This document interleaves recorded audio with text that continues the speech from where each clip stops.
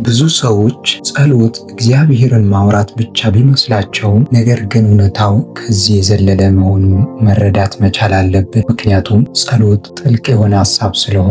ስትጸልዩ መንፈሳዊ ውጊያ ውስጥ ትገባላችሁ። በትንቢተ ዳንኤል ምዕራፍ 10 ላይ እንደምንመለከተው እግዚአብሔር የዳንኤልን ጸሎት በመጀመሪያው ቀን ቢሰማውም ነገር ግን በነበረው መንፈሳዊ ውጊያ ምክንያት ምላሹ ለ21 ቀናት መቆየት ችሏል። ይህ ታዲያ የሚያሳየን ከአፋችን የሚወጡት ቃላት በመንግስተ ሰማያትና በሲኦል ላይ ትልቅ ተጽዕኖንና ክብደትን ማምጣት እንደሚችሉ እንመለከታለን። ሁልጊዜ ተንበርክካችሁ ስትጸልዩ ወይም ደግሞ ተንበርክካችሁ ትጸልዩ ይሆናል ስሙን እየጠራችሁ ወይም ደግሞ እየለመናችሁ፣ ነገር ግን ባለማስተዋልና ባለማወቃችሁ ምናልባትም አሁን የምናነሳቸውን እነዚህን ሰማይን የሚዘጉ መላእክትን ከእናንተ የሚያሸሹና በረከታችሁ እናንተ ጋር እንዳይደርሱ የሚያደርጉ ቃላትን እየተጠቀማችሁ ሊሆን ይችላል።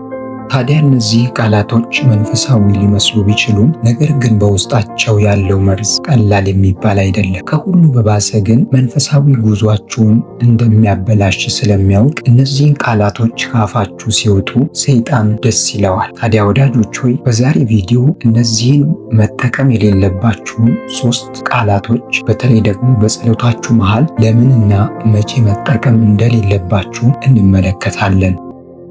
አሁን የምትሰሙት ነገር ከእግዚአብሔር ጋር ያላችሁን ቁርኝት፣ እግዚአብሔር ጋር ያላችሁን ህብረት የሚያጠነክረው ነገር ስለሆነ እስከ ወዳኛው ህይወታችሁን ይቀይረዋል። እነዚህ አደገኛ የሆኑ ቃላቶችን ከመግለጻችን በፊት ግን ጊዜ ወስደን ስለ ጸሎት እንመልከት። ጸሎት እጅግ ኃያል መሳሪያ እንደሆነ ካመናችሁና ጠላት እናንተን ዝም ለማሰኘት በየትኛውም መንገድ የሚሞክር ከሆነ ይህንን መልእክት መስማት ይኖርባችኋል። ምናልባትም እግዚአብሔር ይህንን መልእክት ለአንድ ሰው እንዲደርስ የምታደርጉ ሰዎች ሊያደርጋችሁ ስለሚችል ይህንን መልእክት ለወዳጆቻችሁ አድርሱ።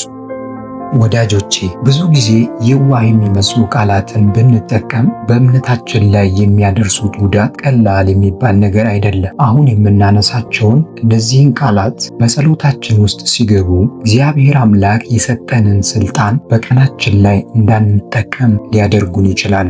የማርቆስ ወንጌል ምዕራፍ 11 ከቁጥር 24 ላይ የተጻፈውን እናስታውስ። ስለዚህ እላችኋለሁ የጸለያችሁትን የለመናችሁትንም ሁሉ እንዳገኛችሁት እመኑ ይሆንላችሁማል አለ። ይህ ምዕራፍ ምስጢሩን ይገልጠዋል። ፍጹም በእምነት በኩል ወይም ደግሞ በቃላት የተሸፋፈነ ሳይሆን ሙሉና ፍጹም እምነት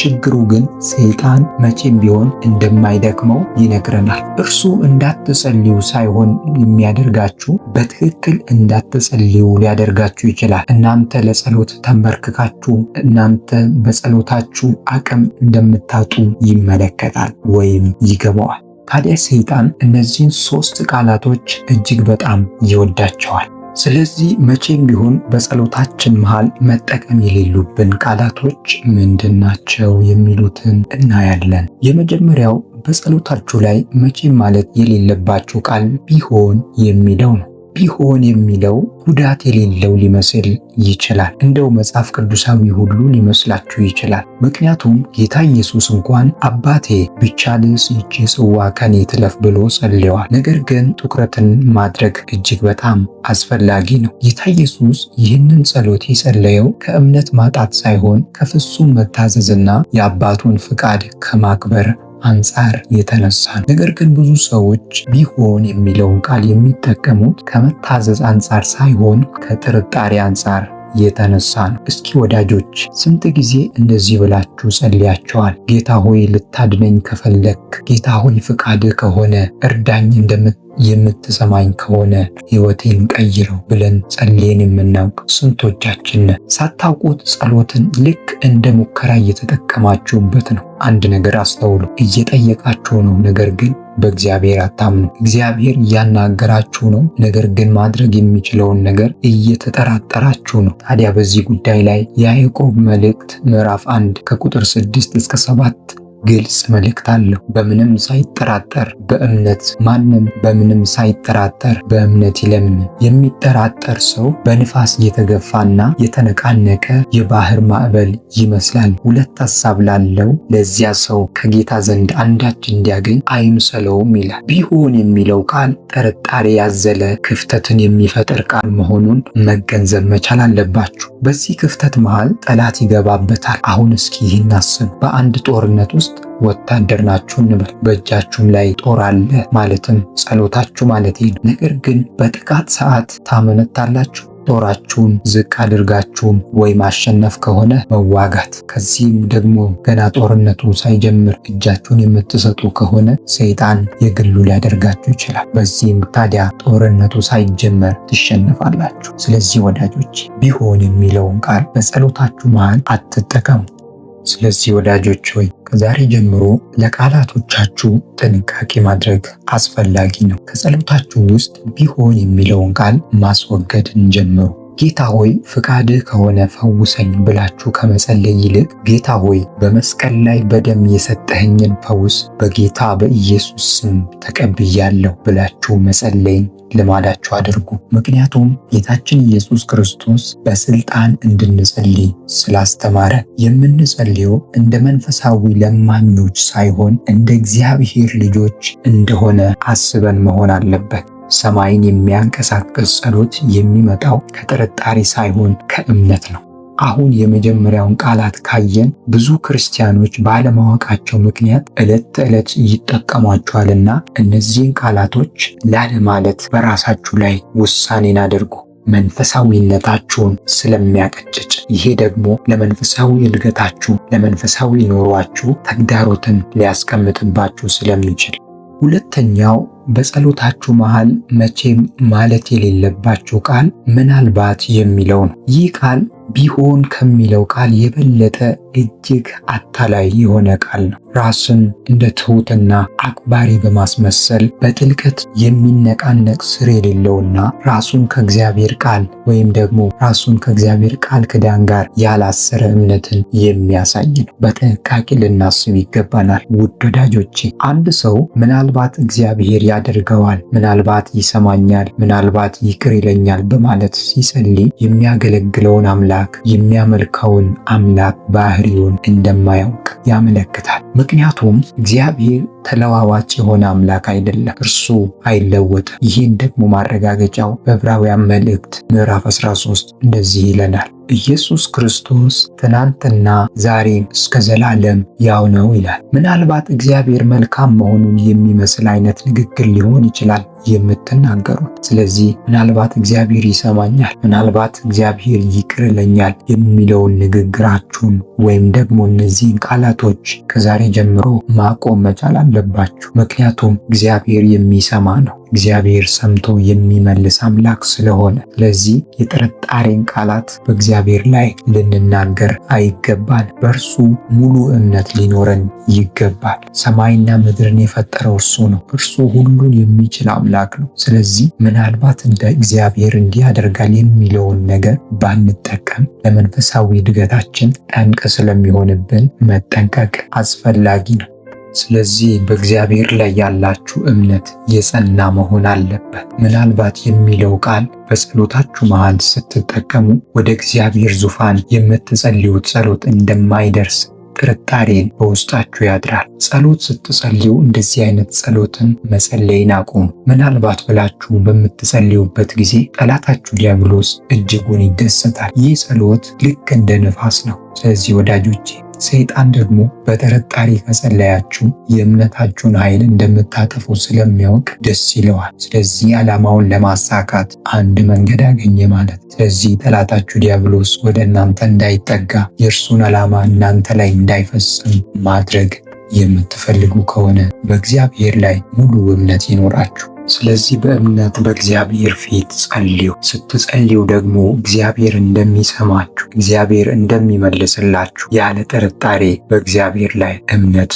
ይኖራችሁ። ምናልባት ለሰይጣን በር የምትከፍቱበት ምክንያት በምትናገሩበት ቃላቶቻችሁ ስለሆኑ ቃላቶቻችሁን ልታርሙ ይገባል። ምክንያቱም አባ አባ ብለን የምንጮህበትን የልጅነትን ስልጣን የሰጠን እግዚአብሔር ስለሆነ። ስለዚህ ምናልባት የሚለውን ጥርጣሬ ከሕይወታችሁ ላይ አስወጡ። ስትጸልዩ ምናልባት ከማለት ይልቅ በቃል ኪዳን ላይ የተመሰረተ ጸሎትን ጸልዩ። ምናልባት ጌታ ነፃ ያውጣኝ ይሆናል በማለት መጸለይ የለባችሁ። መጸለይ ያለባችሁ ጌታ ሆይ ቃል የገባህልኝን ነፃነት በስምህ ተቀብያለሁ። በነፃነት እንድኖር ዘንድ አንተ ነፃነትን ሰጥተኛል። ነፃ ስላደረግከኝ በማለት በድፍረት በእግዚአብሔር ፊት ልትጸልዩ ይገባል። በዚያን ጊዜ ጠላታችሁ ዲያብሎስ ከዙሪያችሁ ይሸሻል። እግዚአብሔር ደግሞ ከዙፋኑ የሚንቀሳቀስላችሁ ሰው ትሆናላችሁ። ስለዚህ በእምነት በእግዚአብሔር ፊት ጸልዩ። እግዚአብሔር ነገሮቻችሁን መስመር ማበጀትን ይጀምራል። ስለዚህ ምናልባት የሚለውን የጥርጣሬ ቃል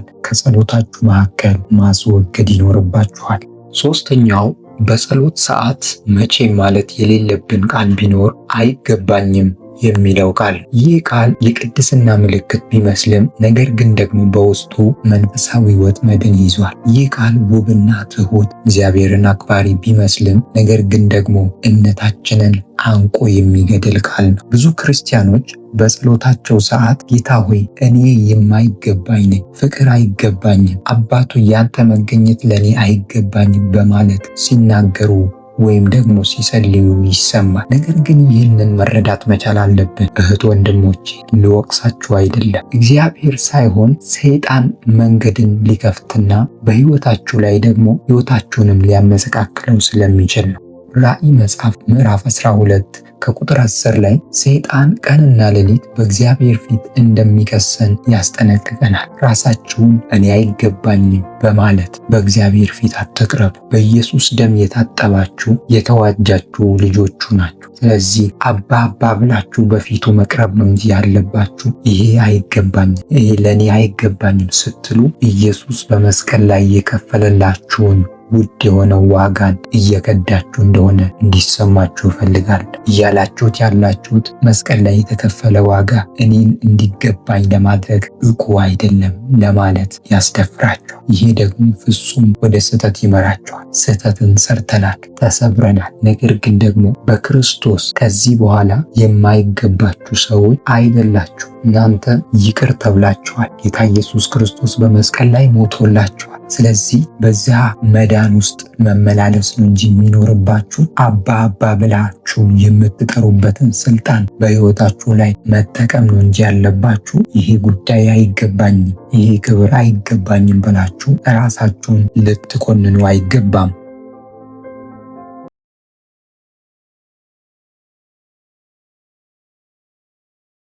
ብዙ ሰዎች ጸሎት እግዚአብሔርን ማውራት ብቻ ቢመስላቸውም ነገር ግን እውነታው ከዚህ የዘለለ መሆኑን መረዳት መቻል አለብን። ምክንያቱም ጸሎት ጥልቅ የሆነ ሐሳብ ስለሆነ ስትጸልዩ መንፈሳዊ ውጊያ ውስጥ ትገባላችሁ። በትንቢተ ዳንኤል ምዕራፍ 10 ላይ እንደምንመለከተው እግዚአብሔር የዳንኤልን ጸሎት በመጀመሪያው ቀን ቢሰማውም ነገር ግን በነበረው መንፈሳዊ ውጊያ ምክንያት ምላሹ ለ21 ቀናት መቆየት ችሏል። ይህ ታዲያ የሚያሳየን ከአፋችን የሚወጡት ቃላት በመንግስተ ሰማያትና በሲኦል ላይ ትልቅ ተጽዕኖንና ክብደትን ማምጣት እንደሚችሉ እንመለከታለን። ሁልጊዜ ተንበርክካችሁ ስትጸልዩ ወይም ደግሞ ተንበርክካችሁ ትጸልዩ ይሆናል ስሙን እየጠራችሁ ወይም ደግሞ እየለመናችሁ፣ ነገር ግን ባለማስተዋልና ባለማወቃችሁ ምናልባትም አሁን የምናነሳቸውን እነዚህን ሰማይን የሚዘጉ መላእክትን ከእናንተ የሚያሸሹና በረከታችሁ እናንተ ጋር እንዳይደርሱ የሚያደርጉ ቃላትን እየተጠቀማችሁ ሊሆን ይችላል።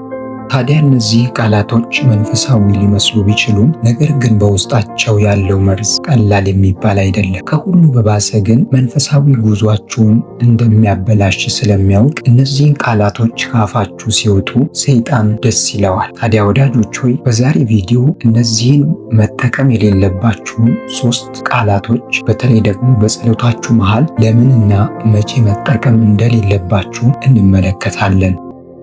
አሁን የምትሰሙት ነገር ከእግዚአብሔር ጋር ያላችሁን ቁርኝት፣ እግዚአብሔር ጋር ያላችሁን ህብረት የሚያጠነክረው ነገር ስለሆነ እስከ ወዳኛው ህይወታችሁን ይቀይረዋል። እነዚህ አደገኛ የሆኑ ቃላቶችን ከመግለጻችን በፊት ግን ጊዜ ወስደን ስለ ጸሎት እንመልከት። ጸሎት እጅግ ኃያል መሳሪያ እንደሆነ ካመናችሁና ጠላት እናንተን ዝም ለማሰኘት በየትኛውም መንገድ የሚሞክር ከሆነ ይህንን መልእክት መስማት ይኖርባችኋል። ምናልባትም እግዚአብሔር ይህንን መልእክት ለአንድ ሰው እንዲደርስ የምታደርጉ ሰዎች ሊያደርጋችሁ ስለሚችል ይህንን መልእክት ለወዳጆቻችሁ አድርሱ።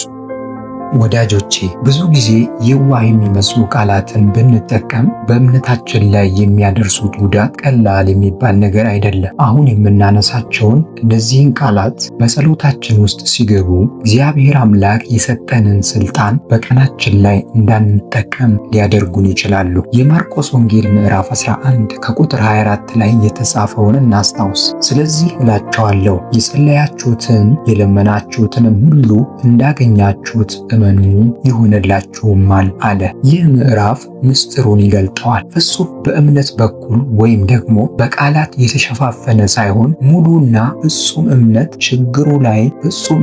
ችግሩ ግን ሰይጣን መቼም ቢሆን እንደማይደክመው ይነግረናል። እርሱ እንዳትጸልዩ ሳይሆን የሚያደርጋችሁ በትክክል እንዳትጸልዩ ሊያደርጋችሁ ይችላል። እናንተ ለጸሎት ተንበርክካችሁ እናንተ በጸሎታችሁ አቅም እንደምታጡ ይመለከታል ወይም ይገባዋል። ታዲያ ሰይጣን እነዚህን 3 ቃላቶች እጅግ በጣም ይወዳቸዋል። ስለዚህ መቼም ቢሆን በጸሎታችን መሃል መጠቀም የሌሉብን ቃላቶች ምንድናቸው የሚሉትን እናያለን። የመጀመሪያው በጸሎታችሁ ላይ መቼም ማለት የሌለባችሁ ቃል ቢሆን የሚለው ነው። ቢሆን የሚለው ጉዳት የሌለው ሊመስል ይችላል። እንደው መጽሐፍ ቅዱሳዊ ሁሉ ሊመስላችሁ ይችላል። ምክንያቱም ጌታ ኢየሱስ እንኳን አባቴ ቢቻልስ ይህች ጽዋ ከኔ ትለፍ ብሎ ጸልየዋል። ነገር ግን ትኩረትን ማድረግ እጅግ በጣም አስፈላጊ ነው። ጌታ ኢየሱስ ይህንን ጸሎት የጸለየው ከእምነት ማጣት ሳይሆን ከፍጹም መታዘዝና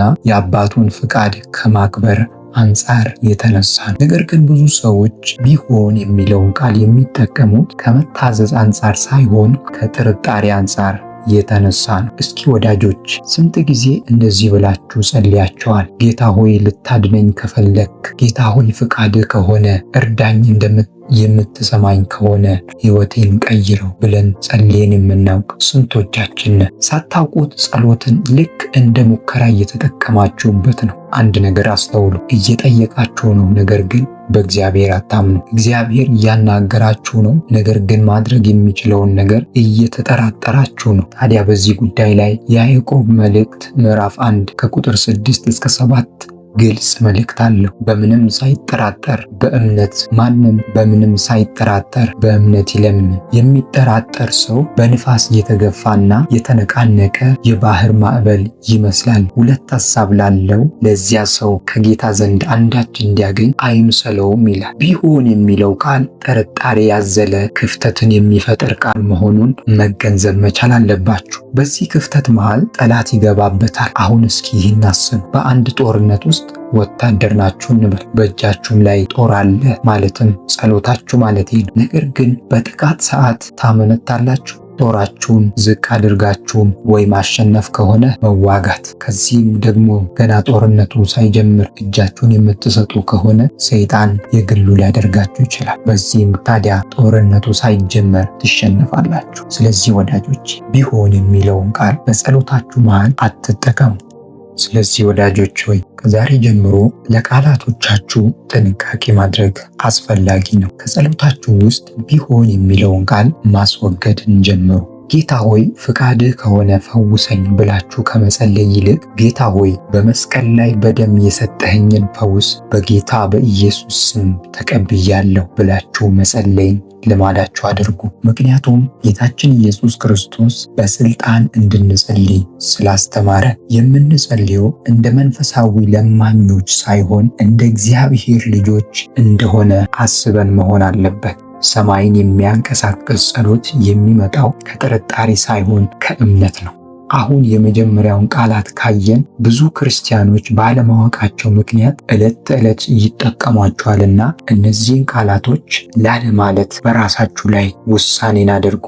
መንፈሳዊነታችሁን ስለሚያቀጭጭ፣ ይሄ ደግሞ ለመንፈሳዊ እድገታችሁ፣ ለመንፈሳዊ ኑሯችሁ ተግዳሮትን ሊያስቀምጥባችሁ ስለሚችል ሁለተኛው በጸሎታችሁ መሃል መቼም ማለት የሌለባችሁ ቃል ምናልባት የሚለው ነው። ይህ ቃል ቢሆን ከሚለው ቃል የበለጠ እጅግ አታላይ የሆነ ቃል ነው። ራስን እንደ ትሑትና አክባሪ በማስመሰል በጥልቀት የሚነቃነቅ ስር የሌለውና ራሱን ከእግዚአብሔር ቃል ወይም ደግሞ ራሱን ከእግዚአብሔር ቃል ኪዳን ጋር ያላሰረ እምነትን የሚያሳይ ነው። በጥንቃቄ ልናስብ ይገባናል። ውድ ወዳጆቼ፣ አንድ ሰው ምናልባት እግዚአብሔር ያደርገዋል፣ ምናልባት ይሰማኛል፣ ምናልባት ይቅር ይለኛል በማለት ሲጸልይ የሚያገለግለውን አምላክ የሚያመልከውን አምላክ ባህሪውን እንደማያውቅ ያመለክታል። ምክንያቱም እግዚአብሔር ተለዋዋጭ የሆነ አምላክ አይደለም፣ እርሱ አይለወጥም። ይህን ደግሞ ማረጋገጫው በዕብራውያን መልእክት ምዕራፍ 13 እንደዚህ ይለናል፣ ኢየሱስ ክርስቶስ ትናንትና ዛሬም እስከ ዘላለም ያው ነው ይላል። ምናልባት እግዚአብሔር መልካም መሆኑን የሚመስል አይነት ንግግር ሊሆን ይችላል የምትናገሩት። ስለዚህ ምናልባት እግዚአብሔር ይሰማኛል፣ ምናልባት እግዚአብሔር ይቅር ይለኛል የሚለውን ንግግራችሁን ወይም ደግሞ እነዚህን ቃላቶች ከዛሬ ጀምሮ ማቆም መቻል አለባችሁ። ምክንያቱም እግዚአብሔር የሚሰማ ነው። እግዚአብሔር ሰምቶ የሚመልስ አምላክ ስለሆነ፣ ስለዚህ የጥርጣሬን ቃላት በእግዚአብሔር ላይ ልንናገር አይገባል። በእርሱ ሙሉ እምነት ሊኖረን ይገባል። ሰማይና ምድርን የፈጠረው እርሱ ነው። እርሱ ሁሉን የሚችል አምላክ ነው። ስለዚህ ምናልባት እንደ እግዚአብሔር እንዲህ ያደርጋል የሚለውን ነገር ባንጠቀም ለመንፈሳዊ እድገታችን ጠንቅ ስለሚሆንብን መጠንቀቅ አስፈላጊ ነው።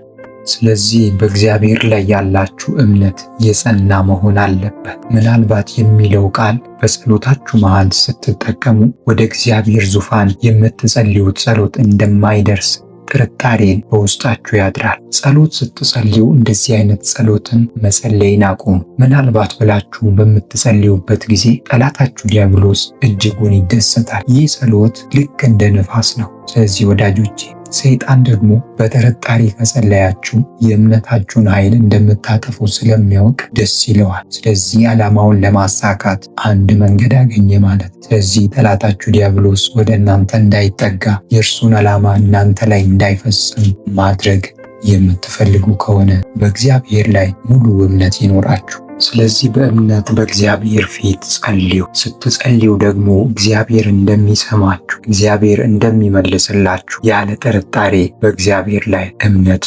ይኖራችሁ። ምናልባት ለሰይጣን በር የምትከፍቱበት ምክንያት በምትናገሩበት ቃላቶቻችሁ ስለሆኑ ቃላቶቻችሁን ልታርሙ ይገባል። ምክንያቱም አባ አባ ብለን የምንጮህበትን የልጅነትን ስልጣን የሰጠን እግዚአብሔር ስለሆነ፣ ስለዚህ ምናልባት የሚለውን ጥርጣሬ ከሕይወታችሁ ላይ አስወጡ። ስትጸልዩ ምናልባት ከማለት ይልቅ በቃል ኪዳን ላይ የተመሰረተ ጸሎትን ጸልዩ። ምናልባት ጌታ ነፃ ያውጣኝ ይሆናል በማለት መጸለይ የለባችሁ። መጸለይ ያለባችሁ ጌታ ሆይ ቃል የገባህልኝን ነፃነት በስምህ ተቀብያለሁ። በነፃነት እንድኖር ዘንድ አንተ ነፃነትን ሰጥተኛል። ነፃ ስላደረግከኝ በማለት በድፍረት በእግዚአብሔር ፊት ልትጸልዩ ይገባል። በዚያን ጊዜ ጠላታችሁ ዲያብሎስ ከዙሪያችሁ ይሸሻል። እግዚአብሔር ደግሞ ከዙፋኑ የሚንቀሳቀስላችሁ ሰው ትሆናላችሁ። ስለዚህ በእምነት በእግዚአብሔር ፊት ጸልዩ። እግዚአብሔር ነገሮቻችሁን መስመር ማበጀትን ይጀምራል። ስለዚህ ምናልባት የሚለውን የጥርጣሬ ቃል ከጸሎታችሁ መካከል ማስወገድ ይኖርባችኋል። ሶስተኛው በጸሎት ሰዓት መቼ ማለት የሌለብን ቃል ቢኖር አይገባኝም የሚለው ቃል። ይህ ቃል የቅድስና ምልክት ቢመስልም ነገር ግን ደግሞ በውስጡ መንፈሳዊ ወጥመድን ይዟል። ይህ ቃል ውብና ትሁት እግዚአብሔርን አክባሪ ቢመስልም ነገር ግን ደግሞ እምነታችንን አንቆ የሚገድል ቃል ነው። ብዙ ክርስቲያኖች በጸሎታቸው ሰዓት ጌታ ሆይ እኔ የማይገባኝ ነኝ፣ ፍቅር አይገባኝም፣ አባቱ ያንተ መገኘት ለእኔ አይገባኝም በማለት ሲናገሩ ወይም ደግሞ ሲጸልዩ ይሰማል። ነገር ግን ይህንን መረዳት መቻል አለብን። እህት ወንድሞቼ፣ ልወቅሳችሁ አይደለም። እግዚአብሔር ሳይሆን ሰይጣን መንገድን ሊከፍትና በሕይወታችሁ ላይ ደግሞ ሕይወታችሁንም ሊያመሰቃክለው ስለሚችል ነው። ራእይ መጽሐፍ ምዕራፍ 12 ከቁጥር 10 ላይ ሰይጣን ቀንና ሌሊት በእግዚአብሔር ፊት እንደሚከሰን ያስጠነቅቀናል። ራሳችሁን እኔ አይገባኝም በማለት በእግዚአብሔር ፊት አትቅረቡ። በኢየሱስ ደም የታጠባችሁ የተዋጃችሁ ልጆቹ ናችሁ። ስለዚህ አባ አባ ብላችሁ በፊቱ መቅረብ ነው እንጂ ያለባችሁ ይሄ አይገባኝም፣ ይሄ ለእኔ አይገባኝም ስትሉ ኢየሱስ በመስቀል ላይ የከፈለላችሁን ውድ የሆነው ዋጋን እየከዳችሁ እንደሆነ እንዲሰማችሁ እፈልጋለሁ። እያላችሁት ያላችሁት መስቀል ላይ የተከፈለ ዋጋ እኔን እንዲገባኝ ለማድረግ ብቁ አይደለም ለማለት ያስደፍራችሁ። ይሄ ደግሞ ፍጹም ወደ ስህተት ይመራችኋል። ስህተትን ሰርተናል፣ ተሰብረናል። ነገር ግን ደግሞ በክርስቶስ ከዚህ በኋላ የማይገባችሁ ሰዎች አይደላችሁ። እናንተ ይቅር ተብላችኋል። ጌታ ኢየሱስ ክርስቶስ በመስቀል ላይ ሞቶላችኋል። ስለዚህ በዚያ መዳን ውስጥ መመላለስ ነው እንጂ የሚኖርባችሁ አባ አባ ብላችሁ የምትጠሩበትን ስልጣን በሕይወታችሁ ላይ መጠቀም ነው እንጂ ያለባችሁ ይሄ ጉዳይ አይገባኝም፣ ይሄ ክብር አይገባኝም ብላችሁ ራሳችሁን ልትኮንኑ አይገባም።